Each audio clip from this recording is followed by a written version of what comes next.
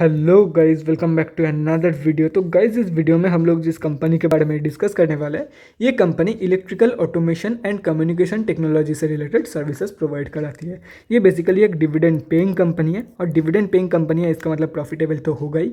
ये कंपनी आप लोग को 250% प्लस के रिटर्न भी दे रही है। एंड ये कंपनी से आप लोग एक्सपेक्ट कर सकते हो कि दिसंबर क्वार्टरली के रिजल्ट बहुत ही सही आने वाला है। Company is expected to give a good quarterly result in December quarter. अगर दिसंबर के क्वार्टर में जितना एक्सपेक्ट किया जा रहा है उतना प्रॉफिट कंपनी शो कर देती है, तो आप लोग एक न्यू 52 वीक हाई एक्सपेक्ट कर सकते हो फ्रॉम दिस कंपनी। तो गाइज, इस वीडियो में हम लोग बेसिकली 3 पॉइंट्स डिस्कस करेंगे। First point is fundamental analysis. यहाँ पे हम लोग देखेंगे कि कंपनी कौन सी है एंड कंपनी फंडामेंटली कैसी है for short term trade and long term investment purpose. Second point is volume analysis. Volume को एनालाइज करके हम लोग फ्यूचर ट्रेंड के बारे में अंदाज़ा लगाने की कोशिश करेंगे। And the third point is technical analysis. यहाँ पे हम लोग डिस्कस करेंगे टेक्निकल्स के बारे में, मतलब कहाँ पे आप लोग बाई करके चल सकते हो एंड क्या आप लोगों की टारगेट रहने वाली है। तो गाइज, बिना टाइम वेस्ट किए पहली पॉइंट की तरफ बढ़ते हैं और देखते हैं कि कंपनी कौन सी है एंड कंपनी फंडामेंटली कैसी है।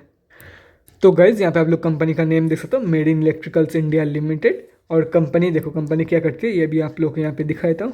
Company limited is a integrated technical services provider in the fields of electrical automation and information and communication technology solutions देख सकते हो यहाँ पे। उसके बाद अगर कंपनी के बारे में डिटेल में कुछ जानना है कि कंपनी की मेजर क्लाइंट्स कौन कौन है, कहाँ पे ये कंपनी ऑपरेट करती है ज़्यादातर, तो कंपनी के वेबसाइट में जाके आप लोग डेफिनेटली चेक कर सकते हो। सिर्फ और सिर्फ NSE में लिस्टेड कंपनी है। मार्केट कैप के बारे में डिस्कस करें तो 450 करोड़ के आसपास की मार्केट कैप है कंपनी की। स्टॉक की पी स्लाइटली हाई है, 30.5 की पी है। ROCE 12.1%, return on equity 8.28%। Book value से काफ़ी ऊपर ट्रेड कर रही है कंपनी। और अगर एक साल की अप्रॉक्सीमेट रिटर्न कैलकुलेट किया जाए तो वो निकल के आ रही है 268.69% अप्रॉक्स। उसके बाद अगर डिविडेंड यील्ड के बारे में डिस्कस करें तो वो निकल के आ रही है 0.55% एंड फेस वैल्यू 2 रुपये की है। लास्ट 6 मंथ्स की रिटर्न नेगेटिव में है एंड लास्ट 3 ईयर्स की सेल्स ग्रोथ भी नेगेटिव में जा चुकी है।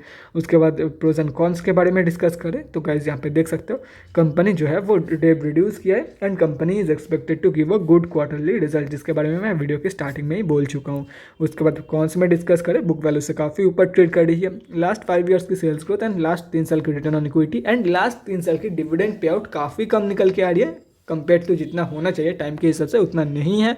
Company has high debtor days and companies cost of borrowing seems high. उसके बाद क्वार्टरली रिजल्ट के बारे में डिस्कस करें तो गाइज यहाँ पे देख सकते हो कंपनी ओवरऑल प्रॉफिटेबल रहने वाली है, कभी कभार लॉस देती है। उसके बाद ईयर ऑन ईयर बेसिस पे अगर देखा जाए तो ईयर ऑन ईयर बेसिस पे कंपनी कभी भी लॉस नहीं दिया है और करेंट टीटीएम में ऑलरेडी 15 करोड़ की प्रॉफिट दे रही है, जो कि अपने आप में एक रिकॉर्ड ब्रेकिंग प्रॉफिट है। रिकॉर्ड ब्रेकिंग क्यों बोल रहा हूँ, क्योंकि 16 करोड़ की प्रॉफिट तो यहाँ पे मौजूद है। देखो गाइज, करंट टीटीएम में 15 करोड़ की प्रॉफिट दे रही है, इसके साथ दिसंबर क्वार्टर एंड मार्च क्वार्टर की भी रिजल्ट ऐड होने वाले हैं, तो ऑब्वियस सी बात है 16 करोड़ से ज़्यादा की प्रॉफिट पोस्ट करेगी कंपनी। उसके बाद अगर डिस्कस करें बैलेंस शीट के बारे में तो गाइज यहाँ पे भी सितंबर क्वार्टर लेके अपडेट है। लास्ट दिसंबर क्वार्टर से रिलेटेड कोई भी अपडेट नहीं है, लेकिन अकॉर्डिंग टू सितंबर क्वार्टर यहाँ पे देख सकते हो कंपनी ने जो है वो रिजर्व इंक्रीज किया है एंड डेब्ट ऑलमोस्ट हाफ कर दिया है, जो कि काफ़ी सही गेस्चर है फ्रॉम द कंपनी। उसके बाद शेयर होल्डिंग पैटर्न यहाँ पे मेंशन नहीं है, देख सकते हो। यहाँ पे कंक्लूजन पे आती है कि कंपनी एक्चुअली कैसी है for short term trade and long term investment. देखो गाइस, शॉर्ट टर्म के लिए तो मैं बिल्कुल भी रिकमेंड नहीं करने वाला हूँ। उसके पीछे का रीज़न ये है लास्ट 6 मंथ्स के रिटर्न। एंड अगर लॉन्ग टर्म में भी आप लोग जाना चाहते हो, देखो गाइस लॉन्ग टर्म में रिटर्न कम मिलेगा आप लोगों को। लॉन्ग टर्म मतलब रियली लॉन्ग टर्म के बारे में मैं डिस्कस कर रहा हूँ, 2-3 साल एटलीस्ट। तो अगर लॉन्ग टर्म के लिए आप लोग लॉन्ग टर्म में इन्वेस्ट करते हो तो देखो रिटर्न कम मिलेगा। फर्स्ट ऑफ ऑल आप लोग एक 36 रुपये के प्राइस पॉइंट की एक स्टॉक में लगा रहे हो, क्यों लगा रहे हो इसमें पैसा? इतने कम कीमत के प्राइस पे आप लोग पैसा क्यों लगाते हो? इधर आप कंपनी के ऊपर भरोसा है, मतलब बहुत ही ज़्यादा भरोसा है कंपनी के ऊपर कि कंपनी आगे चल के बहुत ही सही रिटर्न देके जा सकती है, या तो फिर आप लोग तुक्का लगाते हो कि हाँ ये कंपनी आगे चल के मल्टीबैगर बन सकती है। End of the day reason एक ही रहता है कि कंपनी बहुत ही सही रिटर्न देगा कंपेयर टू जो ब्लू चिप स्टॉक्स है, उससे ज़्यादा रिटर्न मिलने वाला है, इसलिए मैं ये सब स्टॉक्स में पैसा लगा रहा हूँ। ठीक है, तो मुझे नहीं लगता कि ये कंपनी जो है एक ब्लू चिप स्टॉक से ज़्यादा रिटर्न बना सकती है। ठीक है, क्योंकि कंपनी की जो फंडामेंटल्स है उतना ज़्यादा कुछ खास नहीं लगा और एक साल की जो रिटर्न है वो 250%। ठीक है, लेकिन ये कॉन्सिस्टेंट प्रॉफिट नहीं है, क्योंकि लास्ट 3 साल की जो रिटर्न ऑन इक्विटी है वो काफ़ी कम निकल के आ रही है। लास्ट 3 साल की जो रिटर्न इक्विटी है वो 6.43% सिर्फ और सिर्फ निकल के आ रही है। तो इसलिए मैं बोल रहा हूँ, अगर कंपनी के ऊपर भरोसा है तो ही पैसा लगाओ, otherwise don't go for it. इससे भी काफ़ी सही कंपनी आप लोग को मिल जाएगी मार्केट में।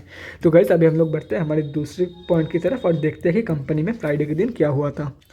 तो गाइज़ यहाँ पे हम लोग एनएससी के वेबसाइट पे आ चुके हैं, यहाँ पे देख सकते हो आप लोग। और अगर पहले दिखा देता हूँ कि कितने क्वांटिटी में ट्रेड लिया गया था। 1,69,646 क्वांटिटी में ट्रेड लिया गया था, जिसका वैल्यू 62.6 लाख रुपीज़ के 67 लाख रुपीज़ के आसपास निकल के आ रही है। पेंडिंग ऑर्डर क्वांटिटी के बारे में डिस्कस करें, 6 बाइंग ऑर्डर पेंडिंग है 36.45 के प्राइस पॉइंट पे। डिलीवरी परसेंटेज एक बार चेक कर लेते हैं, तो डिलीवरी परसेंटेज यहाँ पे अपडेटेड नहीं है, तो कुछ कह नहीं सकते कितने क्वांटिटी में इंट्रा ट्रेड लिया गया है एंड कितने में डिलीवरी। तो गाइस अभी हम लोग बढ़ते हैं हमारे तीसरे पॉइंट की तरफ, और कुछ बड़ा होने वाला है इस कंपनी में, नेक्स्ट वीक में ही होने वाला है। जो कुछ भी होने वाला है नेक्स्ट वीक में होने वाला है, और वो क्या होने वाला है वे हम लोग देखते हैं। तो गाइज़ यहाँ पे हम लोग एनएससी के डेली चार्ट पे आ चुके हैं। तो गाइज़ यहाँ पे पहले देखो, लास्ट 6 मंथ से लास्ट ईयर की मई के महीने से कंपनी जो है वो एक स्ट्रॉन्ग डाउन ट्रेंड में है। और अभी के बारे में अगर डिस्कस करें तो गाइज़ यहाँ पे देख सकते हो कुछ बड़ा होने वाला है। इससे मतलब एक ब्रेकआउट देखने मिल सकता है, ब्रेकआउट देखने को मिल सकता है हम लोगों को नेक्स्ट वीक में, क्योंकि देखो यहाँ पे एक सपोर्ट है और यहाँ पे एक रेजिस्टेंस है। तो मुझे लगता है कि नेक्स्ट वीक ही ब्रेकआउट होने वाला है, चाहे वो नीचे की तरफ हो या ऊपर की तरफ हो। ब्रेकआउट तो नेक्स्ट वीक में ही होने वाला है, क्योंकि कंपनी की जो वॉल्यूम है वो भी काफ़ी ज़्यादा कंसोलिडेट कर रही है, तो कोई बड़ी मूव आने के चांसेस काफ़ी ज़्यादा है।